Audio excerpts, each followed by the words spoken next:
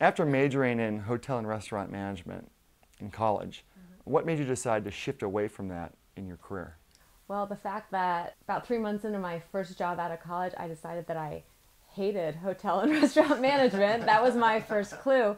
And it was interesting because, when you're an undergrad and you're taking 4 years in this curriculum, and all you're learning about is, you know, hotel restaurant management, hotel restaurant law, hotel restaurant marketing, because I had casino management. I mean, my life was surrounded, and it was Las Vegas, UNLV. So the city revolves around hotels and restaurants. So I kind of had tunnel vision, and I was thinking, well, this is what I've chosen to do. I'm tied to it. This is going to be my life. And I got my first job with Wyndham Hotels. They don't tell you where they're going to put you when they hire you. You make no money when you graduate with a hotel restaurant management degree. They basically tell you that the first day of school when you're a freshman. You sit down and they say you're going to work 100 hours a week and you're going to make no money. Welcome to college. I should have just headed for the door just then, but the idea of it still excited me at that point. I still had this whole.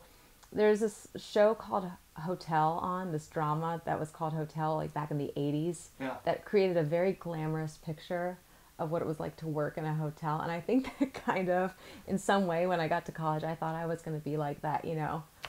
this glamorous Connie Selica lady that, ran the hotel. So it was a rude awakening when I was like crawling around taping wires to the floor for like a food and beverage banquet. So anyway, I got the job with Wyndham. They put me in Annapolis, Maryland, which I had, great city, but I had no friends there.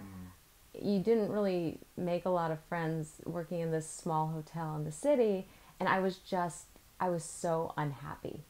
I wasn't happy at work. I wasn't happy with what I was doing, and this is an instance where my dad came down to Annapolis. He drove down to Annapolis, took me to lunch, and he said, this isn't right for you.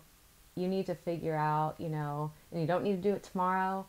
You don't need to do it the next day, but I think you need to figure out what you want to do and make a change and figure out how you're going to get there. So that was like such an aha moment for me that I could do something else that, my major, I didn't have to do my major. So, and that was huge because then I started just kind of looking around and I think kind of opening my mind a little bit to, and back then I knew I loved food, but I wasn't at all thinking like food career, because when I thought food, I thought, okay, restaurant management.